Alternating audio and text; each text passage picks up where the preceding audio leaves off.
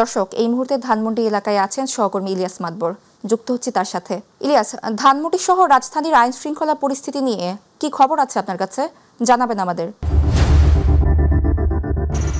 সাবরিনা, আপনাকে ধন্যবাদ। আপনি জানেন যে আন্তর্জাতিক অপরাধ ট্রাইব্যুনাল শেখ হাসিনার যে মৃত্যুদণ্ড রায় দিয়েছে, এই রায়কে কেন্দ্র করে কার্যক্রম নিষিদ্ধ সংগঠন আওয়ামী লীগ কিন্তু আজকে সারা দেশে লকডাউন কর্মসূচি পালন করছেন।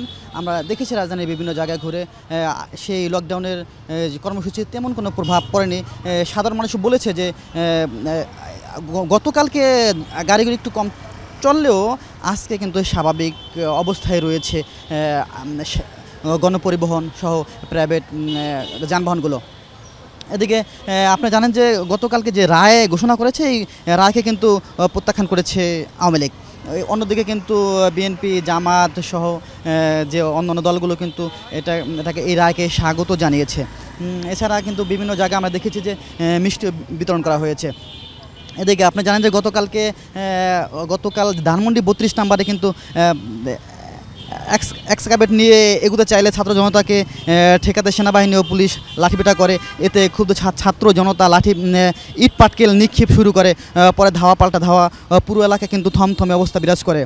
পরিস্থিতি নিয়ন্ত্রণে আনতে কিন্তু নিরাপত্তা বাহিনী শক্ত অবস্থান নেয়। সাউন্ড গ্রেনেডও কিন্তু নিক্ষেপ করেছে। গতকালকে অবস্থা কিন্তু খুবই উত্তপ্ত ছিল। এখনও আইন শৃঙ্খলা বাহিনী কঠোর অবস্থানে রয়েছে ধানমন্ডি 32কে ঘিরে। যে কোনো ধরনের অপ্রীতিকর ঘটনা এড়াতে কিন্তু আমরা দেখেছি যেটা সেনাবাহিনী, বিজেপি এবং পুলিশ কিন্তু এখানে মোতায়েন করা হয়েছে। এবং আমরা যেটা জানতে পেরেছি যে এখন পর্যন্ত সকাল থেকে অপ্রীতিকর ঘটনা ঘটেনি। আইন শৃঙ্খলা বাহিনী কঠোর অবস্থানে রয়েছে। তারা মূলত এই পরিস্থিতি নিয়ন্ত্রণ করার জন্য।